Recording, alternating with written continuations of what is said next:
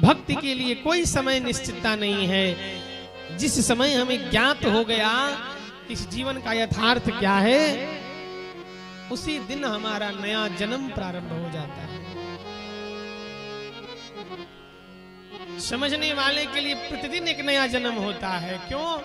क्योंकि हर रात हम सोते हैं तो अगले दिन जगेंगे कि नहीं ये कोई नहीं जानता है, और एक न एक दिन तो सोए ही रहना है। पर यदि जग रहे हैं तो ये समझिए कि आपको पता नहीं था कि हमें अगला दिन देखने को मिलेगा। ये तो भगवान की कृपा ही है, वरना सोने मरने में कोई अंतर नहीं है।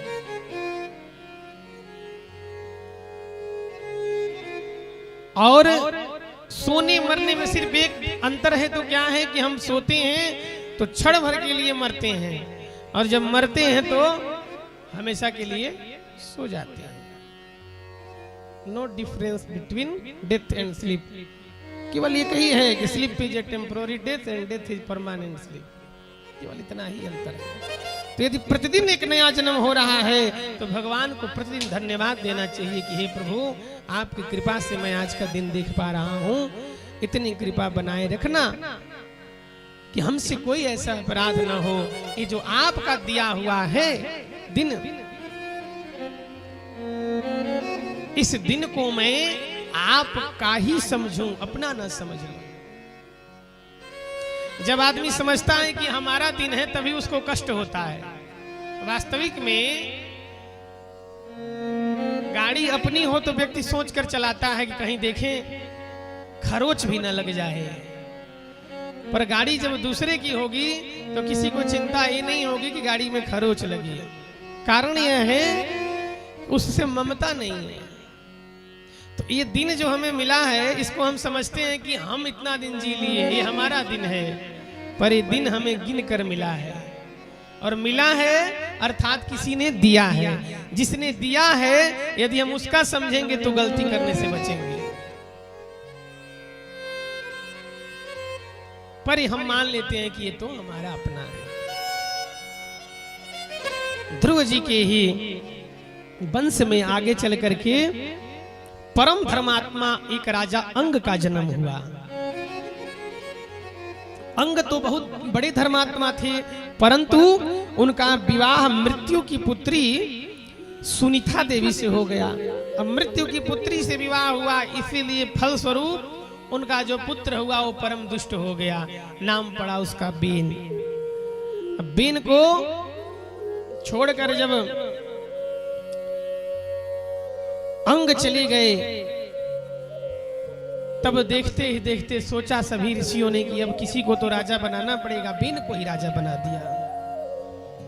और जैसे ही बेन राजा बना तो उसने सबसे पहले प्रस्ताव पारित किया कि न यष्टव्यम न दातव्यम न होतव्यम द्विजा क्वचिद इति न्यवारयद्धर्मं भेरी घोषेण सर्वसः।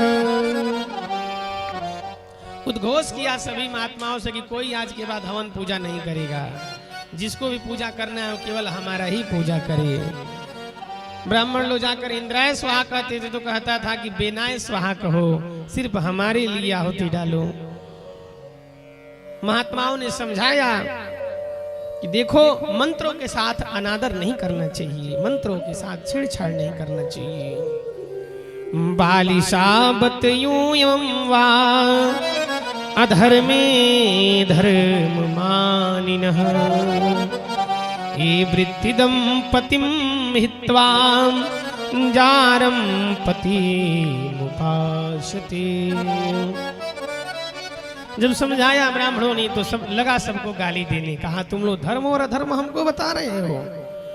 प्रत्यक्ष ब्रह्मांड में ये चलता फिरता एक मैं ही हूं जो दिख रहा हूं, और जो नहीं दिखे वो कैसा देवता है। इसलिए सब मैं ही हूं और राजा सबसे युक्त होता है, इसलिए तुम लोग हमारी पूजा करो।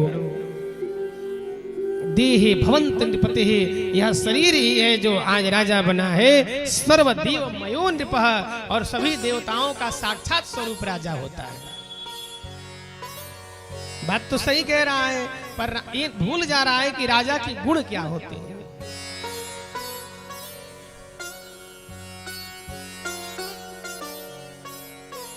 और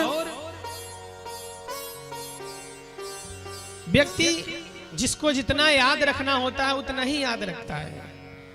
एक जगह लिखा था कि वेद पढ़ना पाप है। व्यक्ति एक देख लिया, लगा जाकर सबसे चिल्लाकर कहने, महात्मा जी ने देखा, वो बोले ऐसा कहीं नहीं लिखा हो सकता है। आकर देखिए महात्मा जी तो सच में यही लिखा था उस पुस्तक में कि वेद पढ़ना पाप है, परंतु जब पृष्ठ को पलटा तो पीछे लिखा था कि अशौच अवस्था में वेद को पढ़ना पाप है। तो ठीक ऐसे ही जिसको जितना अपने काम लायक होता है उतना वो याद रखता है, और जब उससे अधिक होता है तो उसको भूल जाता है। जब देखा महात्माओं ने किए तो अपना ही पूजा करने के लिए कह रहा है। सभी महात्माओं ने मिलकर जोर से मंत्र का आवाज लगाया और आवाज में इतनी ऊर्जा प्राप्त हुई कि वह बेन धड़ाम से नीचे गिर करके उसका भी गोविंदाय नमो नमः हो गया। ब्राह्मणों ने कहा कि हम तो इसको सुधार रहे थे, हम इसको सुधारने के लिए बोले, ये तो सिधार गए। अब ये हुआ कि अब क्या किया जाए, अब किसको राजा बनाया जाए। सभी ब्राह्मणों ने मिलकर के उसी बेन के उस शरीर का मंथन किया, और जब मंथन किया तो सबसे पहले काला कलोटा एक पुरुष उत्पन्न हुआ और बोला क्या आदेश है। उसी का नाम निशीथ पड़ा।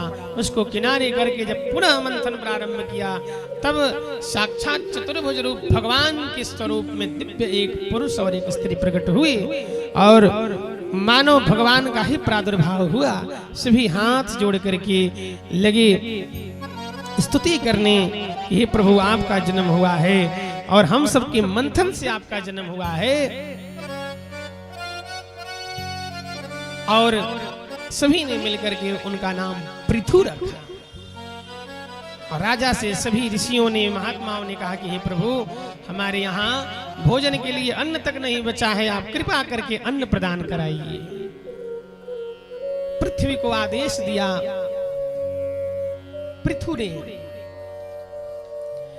आप सबको अन्न दीजिए। पृथ्वी नहीं सुनी, क्रोधित हो गए। जब क्रोधित हो गए तब पृथ्वी कांपते हुए गौ के रूप में प्रकट हुई। वसुधे त्वां वधिष्यामि मच्छमासं पराङ्मुखिम्।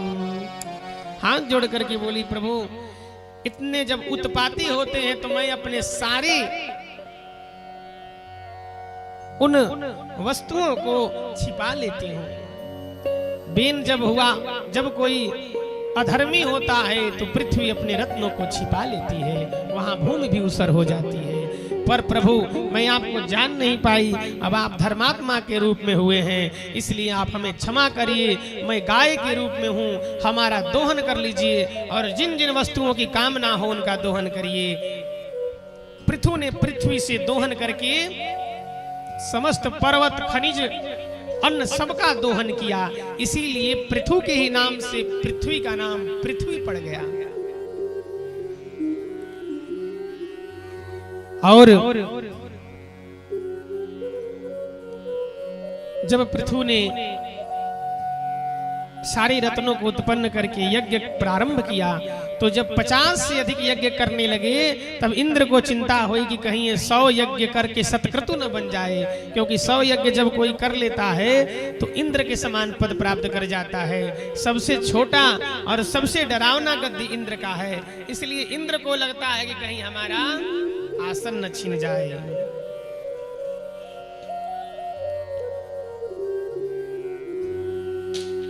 तब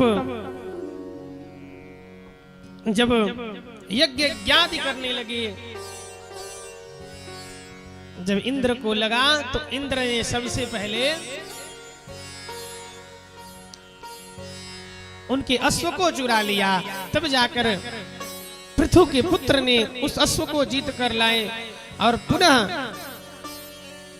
जब इंद्र नहीं माने, इंद्र भेष बना करके पुनः आए साधु का और आकर के उस अश्व को चुरा कर लेकर चले गए। उसी समय से पाखंड प्रारंभ हुआ। पापस्य खंड